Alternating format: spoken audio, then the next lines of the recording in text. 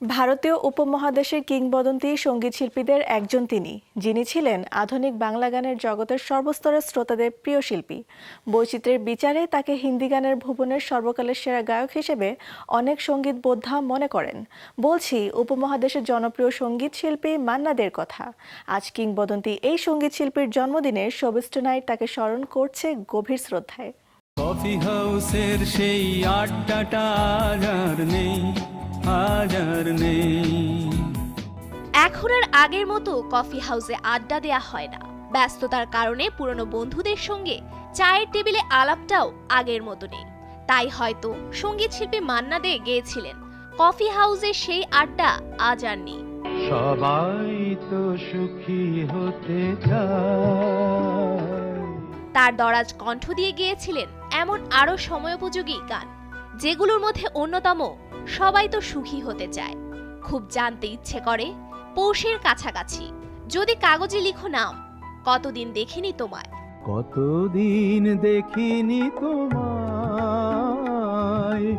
তবু মনে পড়ে তব মুখখানি। 1919 সালের 1 মে কলকাতায় জন্মগ্রহণ করেন এই সঙ্গীত শিল্পী। পুরো নাম প্রবোধ চন্দ্র দে। ছোটবেলা থেকেই তার সর্বকনিষ্ঠ কাকা সঙ্গীতার্য কৃষ্ণচন্দ্র দে তাকে অনুপ্রাণিত করেছেন গানের জন্য। 1942 সালে কৃষ্ণচন্দ্র দের সাথে মুম্বাই দেখতে আসেন। সেখানে শুরুতেই তিনি কৃষ্ণচন্দ্র দের অধীনে সহকারী হিসেবে এবং তারপর শচীন দেব বর্মনের অধীনে কাজ করেন। খুব জানতে ইচ্ছে করে। পরবর্তীতে অন্যান্য স্বনামধন্য গীতিকারের সান্নিধ্যে আসেন তিনি এবং স্বাধীনভাবে নিজেই কাজ করতে শুরু করেন। ওই সময় বিভিন্ন হিন্দি চলচ্চিত্রের জন্য সঙ্গীত পরিচালনার পাশাপাশি উস্তাদ আমান আলী খান এবং উস্তাদ আব্দুল রহমান খানের কাছ থেকে হিন্দুস্তানি শাস্ত্রীয় সঙ্গীতে তালিম নেন তিনি। আমি তোমার চিরদিনে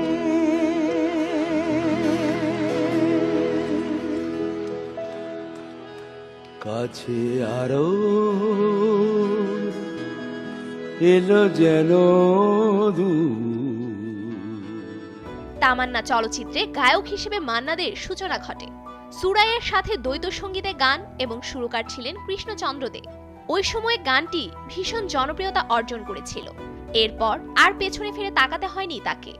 গেয়েছেন ৩৫০০-এরও বেশি গান। সামনে রাখো যোজনাকে। সঙ্গীত ভুবনে অসামান্য অবদানের জন্য ভারত সরকার তাকে পদ্মশ্রী, পদ্মবিভূষণ এবং দাদা সাহেব ফালকে সম্মাননায় ভূষিত করেন। 2011 সালে পশ্চিমবঙ্গ সরকার তাকে রাজ্যের সর্বোচ্চ অসামরিক সম্মান বঙ্গবিভূষণ প্রদান করে। 2013 সালের 24 অক্টোবর না ফেরার দেশে চলে যান সঙ্গীত জগতের এই কিংবদন্তি। চলে যাওয়ার পরেও আজও তার জনপ্রিয়তা কমেনি এতটুকু। গানের ভুবনের এই সঙ্গীত শিল্পী অনন্তকাল বেঁচে থাকবেন তার এই গানের মাঝে।